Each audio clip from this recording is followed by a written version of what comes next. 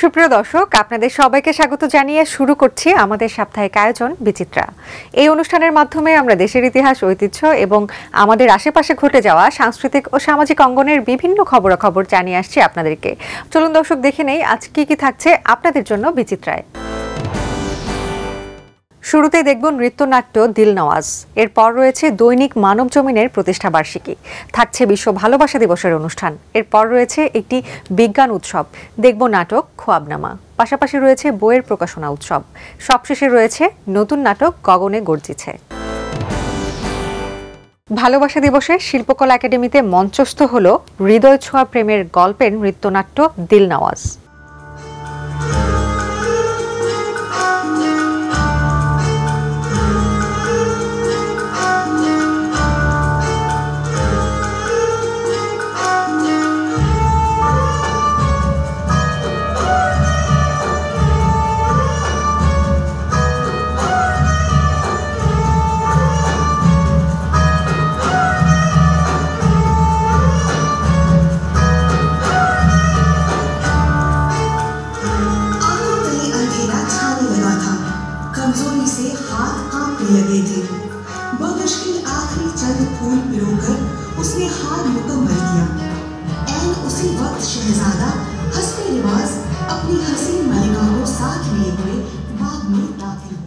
রাজপ্রাসাদে শাহজাদা শামসের সঙ্গে বেড়ে ওঠেন বাদী দিলনওয়াজ। তারুণ্যে দুজনের মধ্যে প্রেমের অনুভূতি তৈরি হয়, তবে মুখ ফুটে কেউ সেটাকে প্রকাশ করতে পারেন না।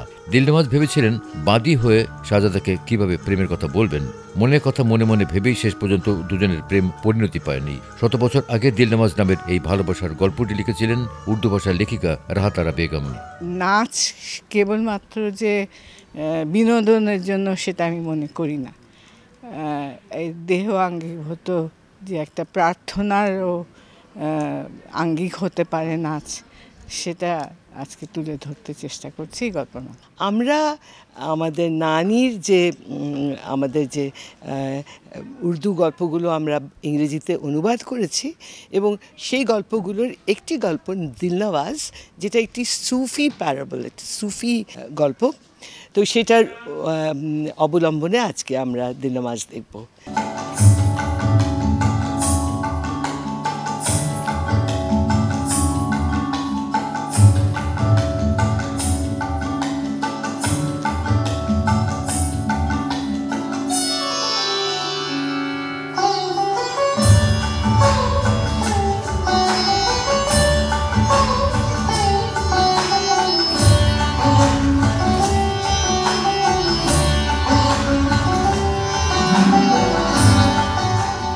ভালোবাসার গল্প হিসেবে বিশ্বজুড়ে বেশ সমাদৃত হয়েছে নৃত্যনাট্য দিলনওয়াজ। এবার নৃত্যনাট্যটিকে ঢাকার মঞ্চে নিয়ে এসেছে সাংস্কৃতিক সংস্থা সাধনা। 14 ফেব্রুয়ারি শুক্রবার বিকেলে বাংলাদেশ শিল্পকলা একাডেমির জাতীয় নাট্যশালার প্রধান মিলনায়তনে মঞ্চস্থ হল দিলনওয়াজ।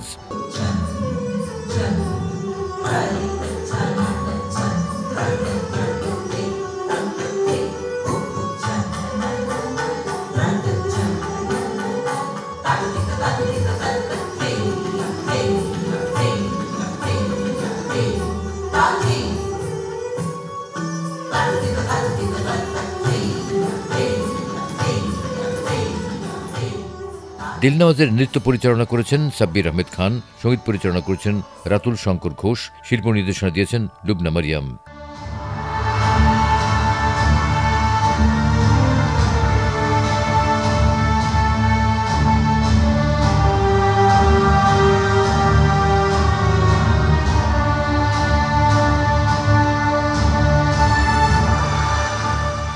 দিলনওয়াজ ভূমিকায় নৃত্যাভিনয় করেছেন মুবাশশির কামাল।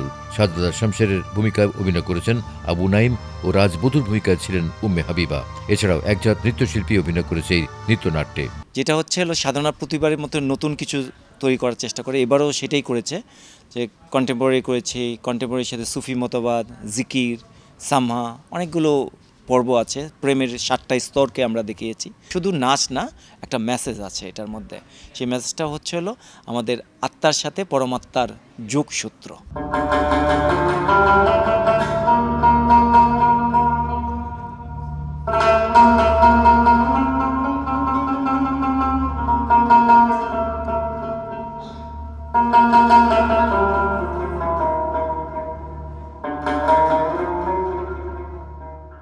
বহু শুভাকাঙ্ক্ষী ও পাঠকদের ভালোবাসায় সিক্ত হয়ে ২৭ বছর পূর্ণ করল দৈনিক মানবজমিন।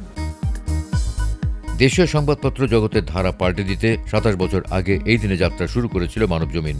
দেশের প্রথম বাংলা ভাষার ট্যাবলয়েড দৈনিক মানবজমিন দীর্ঘ ২৭ বছরের পথ চলায় পাঠকের আস্থা ও ভালোবাসায় সিক্ত হয়েছে। এই উপলক্ষে ১৬ ফেব্রুয়ারি মানবজমিন কার্যালয়ে প্রতিষ্ঠা বার্ষিকীতে কেক কেটে ও ফুল দিয়ে শুভেচ্ছা জানান বাংলাভিশনের অনুষ্ঠান প্রধান তারেক আকন্দ এবং মানবজমিনের পক্ষে শুভেচ্ছা গ্রহণ করেন প্রধান সম্পাদক মতিউর রহমান চৌধুরী ও সম্পাদক মাহবুবা চৌধুরী।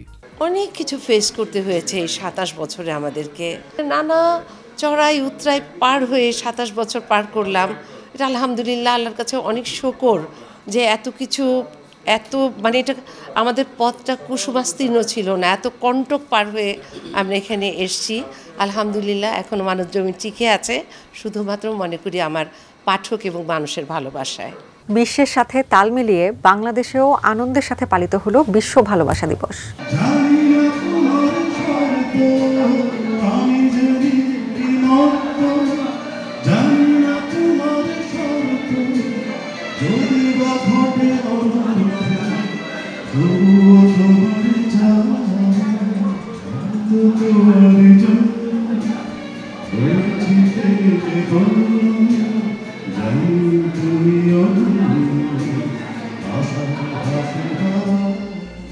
চোদ্দ ফেব্রুয়ারি বিশ্ব ভালোবাসা দিবস, ইংরেজিতে যাকে বলা হয় ভ্যালেন্টাইন্স ডে।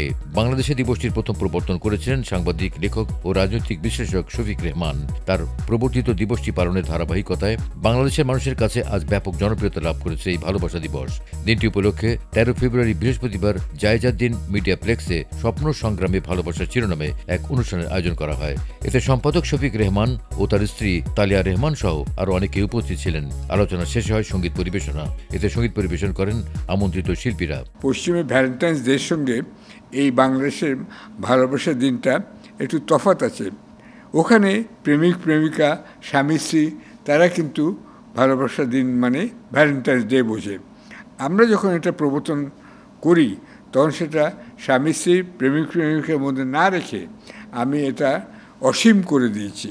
আমি বলেছি সেদিন তোমার মা বাবাকে ১ কাপ চা করে খাও, খুব খুশি হবে মা বাবা যদি তোমার হাতে ১ কাপ চা পায়। এবং দাদা দাদি, নানা নানি, প্রতিবেশী, ভাড়াটের সঙ্গে বাড়িওয়ালার সম্পর্ক, পুলিশের সঙ্গে পাবলিকের সম্পর্ক, যেখানে সাংঘর্ষিক সম্পর্ক সেখানে যদি ভালোবাসার কথা ছড়িয়ে দেওয়া যায় তাহলে সংঘর্ষ কমবে। প্রত্যেক মানুষেরই দোষ গুণ সবই আছে। কাউকে ভালোবাসলে তার দোষের দিকটা না দেখে গুণের দিকটা যদি তাকিয়ে থাকেন তাহলে হয়তো মনে হবে যে হ্যাঁ লোকটা ভালোই অথবা মেয়েটা ভালোই বউ হিসেবে। এইরকম করে অনেক দিন আপনারা যারা বিয়ে করছেন অথবা ভালোবাসছেন অথবা বিয়ে করতে যাচ্ছেন তাদের প্রতি আমার এইটুকু বলার থাকলো। দিনব্যাপী বিজ্ঞান উৎসব শেষে পুরস্কার বিতরণ ও সাংস্কৃতিক অনুষ্ঠানের আয়োজন করে সেন্ট জোসেফ উচ্চ বিদ্যালয়। ১৩ ফেব্রুয়ারি বৃহস্পতিবার সকালে রাজধানীর সেন্ট জোসেফ উচ্চ মাধ্যমিক স্কুল প্রাঙ্গণে ঢাকার অর্ধশতাধিক স্কুল ও কলেজের শিক্ষার্থীদের অংশগ্রহণে অনুষ্ঠিত হল ৬৮তম বার্ষিক বিজ্ঞান উৎসব ২০২৫। মাধ্যমিক ও উচ্চ মাধ্যমিক পর্যায়ের বিভিন্ন স্কুলের প্রায় ৩০০ শতাধিক শিক্ষার্থী এই প্রতিযোগিতায় অংশ নেয়। শিক্ষা প্রতিষ্ঠান এবং শিক্ষক হিসেবে আমরা সবসময় সহপাঠ্যক্রমিক কার্যক্রম আয়োজন করি। আর আমাদের বিদ্যালয়ের এই বিজ্ঞান মেলাটা খুব বড় একটা অনুষ্ঠান। এখানে শিক্ষার্থীরা হয়তোবা এই পর্যায়ে নতুন কিছু তৈরি করবে না, কিন্তু তাদের যে নতুন চিন্তা করার একটা প্রয়াস, তারা যে জিনিসগুলো করছে সেটাকে অন্যদের কাছে বলতে গেলে তাকে একটু বেশি পড়াশোনা করে নতুন আইডিয়াস নিতে হবে। এটা খুব বড় একটা বিষয়। আমরা এখন বায়োগ্যাস প্ল্যান্টের কথা বলি। একটা বাড়িতে ৩-৪টা গরু থাকলে ইজিলি রান্না করার জন্য যে বায়োগ্যাস দরকার হয় সেটা উৎপাদন করা হয়। আরেকটা বাচ্চা যেটা দেখলাম সে মাটিকে ব্যবহার করে কনস্ট্রাকশন ম্যাটেরিয়াল যেটা করছে। আমরা এখন পৃথিবী জুড়ে বলছি কার্বন ডাইঅক্সাইড উৎপাদন কমাতে হবে, বায়ু দূষণ কমাতে হবে। এর জন্য প্রধান গিল্টি পার্টি হচ্ছে ইটের তৈরি নির্মাণ সামগ্রী। প্রফেসর ইউনুস বলছেন জিরো এমিশনে যেতে হবে। যাওয়ার একমাত্র উপায় হচ্ছে ওই মাটি এবং এই ধরনের নির্মাণ সামগ্রী। বিজ্ঞান উৎসবে পদার্থ, রসায়ন ও জীববিজ্ঞান অলিম্পিয়াড, বিজ্ঞান কল্পকাহিনী লেখা, বিজ্ঞানভিত্তিক দেয়াল ম্যাগাজিন, কুইজ প্রতিযোগিতা, প্রোগ্রামিং সহ নানা বিষয়ে প্রতিযোগিতা হয় শিক্ষার্থীদের মধ্যে। এছাড়া স্ক্র্যাপ বুক লিখন ও প্রদর্শন, রোবোটিক্স প্রদর্শনীও করা হয়। প্রতিযোগিতা শেষে বিজয়ীদের হাতে পুরস্কার ও ক্রেস্ট তুলে দেন অতিথিরা। সম্প্রতি শিল্পকলায় মঞ্চস্থ হল নাট্য সংগঠন প্রাচ্য নাটের জনপ্রিয় নাটক খোয়াবনামা।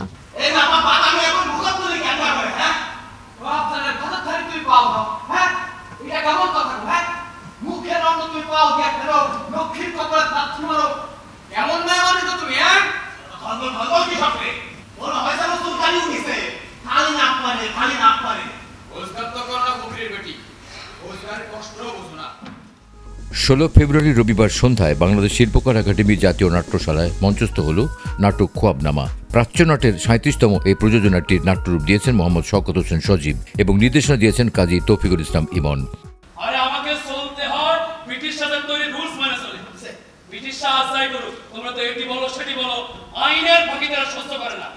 এই দেশটা তোমাদের হাতে পড়লে এর হালটা কি হয় তখন দেখি।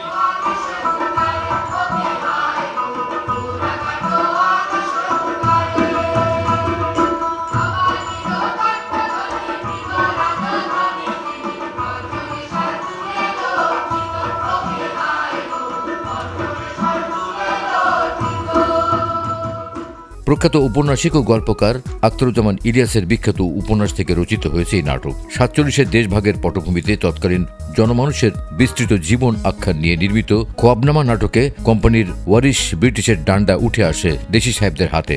এভাবে এগিয়ে যায় নাটকের গল্প।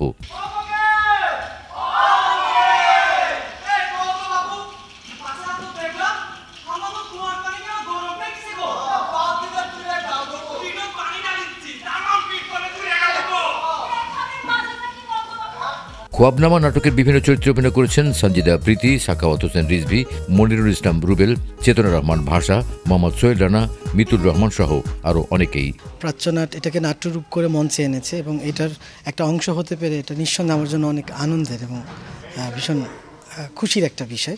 আমি এখানে কাদের ক্যারেক্টারটা করছি, প্রথম থেকেই করছি এবং নতুন পুরাতন মিলিয়ে একটা বড় দল, বেশ একটা যজ্ঞ হয় আমাদের যখন এই প্রস্তুতিটা চলে। So it is very good to be a part of this. Khoabnama তো অনেক বড় ক্যানভাস, আমরা নাট্যরূপে যতটুকু সম্ভব আমরা ধরার চেষ্টা করেছি। আর আশা করি এটি দর্শকদের মনে, দর্শকরা এই নাটকটি দেখবেন এবং দেখলে পরে এই অঞ্চলের যে এখন এত বিভেদ বিভাজন এবং এইটার পেছনে মানুষের যে শ্রেণী সংগ্রাম, রাজনীতি, এই জিনিসগুলো অনেক বেশি স্পষ্ট হবে বলে আমি মনে করি। বিশ্ব সাহিত্য কেন্দ্র মিলনায়তনে বেশ কয়েকটি বইয়ের প্রকাশনা উৎসবের আয়োজন করা হয়। চলছে ভাষার মাস, একই সাথে রাজধানী জুড়ে চলছে বইমেলা। সারা বছর প্রকাশ হলেও মেলা উপলক্ষেই বইয়ের প্রকাশনাটা হয় একটু বেশি। আবার অনেক লেখকের ইচ্ছাই থাকে যে বইমেলায় তার লেখা প্রকাশ হোক। সেই ধারাবাহিকতায় ১৭ ফেব্রুয়ারি সোমবার সন্ধ্যায় রাজধানীর বিশ্ব সাহিত্য কেন্দ্র মিলনায়তনে ১০টি গ্রন্থের প্রকাশনা উৎসবের আয়োজন করা হয়। এ সময় মেঘদূত প্রকাশনের পরিচালক লেখক পারভিন সেলিনা আক্তারের সভাপতিত্বে অনুষ্ঠানে উপস্থিত ছিলেন গীতিকার মুন্সি ওয়াদুদ, চিত্রশিল্পী হোসেন মাহমুদ আরিফ সহ অনেকেই। অতিথিদের আলোচনা শেষে নতুন বইয়ের মোড়ক উন্মোচন করেন অতিথিরা। এটি একটি চমৎকার একটি আয়োজন, আর বিশেষ করে আমাদের ২১ এলেই আমাদের এই উৎসবের আমেজটা বেড়ে যায়। আমার মনে হয় এটা পুরো বছর জুড়ে আমাদের এই প্রকাশনার বিষয়টা থাকা উচিত। ৩ বছরের এই যাত্রায় মেঘদূত প্রকাশনের প্রকাশিত বইয়ের সংখ্যা অনেক এবং ভবিষ্যতে নতুন লেখক এবং সেই সাথে ভালো পাঠক তৈরির ক্ষেত্রে বড় ভূমিকা রাখতে পারবে। নতুন বছরে নতুন নাটক গগনে গর্জিছে নিয়ে মঞ্চে এলো নাট্যদল গ্রন্থিক নাট্যগোষ্ঠী।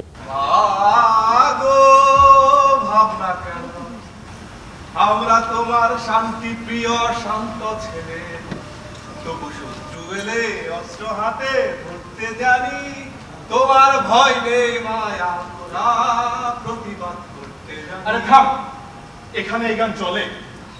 স্থানকাল পাত্র যারা বোঝে না তাদের দিয়ে দেশ ও জাতির কি হবে?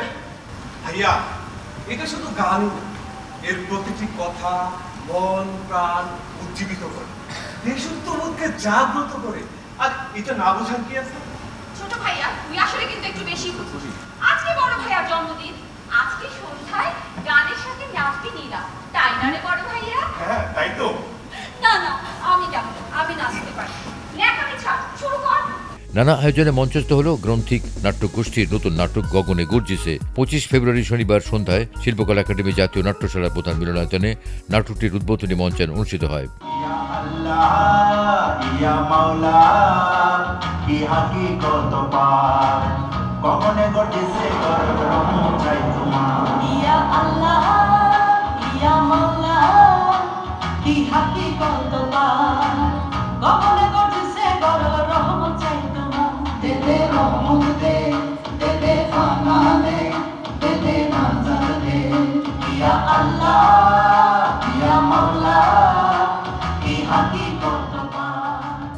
বর্তমান প্রেক্ষাপট নিয়ে বাস্তবতা টানা পোড়েনকে ঘিরে নির্মিত হয়েছে নাটকটির কাহিনী। গ্রন্থিক নাট্যগোষ্ঠীর 10তম প্রযোজনা গগনে গর্জিছে নাটকটির রচনা ও নির্দেশনা দিয়েছেন মতিউর রহমান রানা। নাটকটির বিভিন্ন চরিত্রে অভিনয় করেছেন গ্রন্থিক নাট্যগোষ্ঠীর শিল্পীরা। আমরা প্রযোজনা বেশির চেয়ে প্রযোজনাটা মূল্যায়ন করি বেশি, যে প্রযোজনা দর্শকের কাছে গ্রহণযোগ্য হয়। আমাদের বিগত প্রযোজনাগুলি দর্শকের কাছে খুবই গ্রহণযোগ্য ছিল। আশা করি আজকের গগনে গর্জিছে গরল সমসাময়িক প্রেক্ষাপটকে ধারণ করেই আমরা নাটক মঞ্চায়ন করি। প্রিয় দর্শক, সবার জন্য মঙ্গল কামনা করে আজকের মতো শেষ করব। ইতিহাস, ঐতিহ্য সহ সামাজিক ও বিনোদন জগতের খবরাখবর নিয়ে আমি বৃষ্টি আগামী পর্বে আবারও আপনাদের সামনে হাজির হব। ততদিন পর্যন্ত সবাই ভালো থাকুন, নিরাপদে থাকুন আর থাকুন বাংলা ভিশনের সাথেই।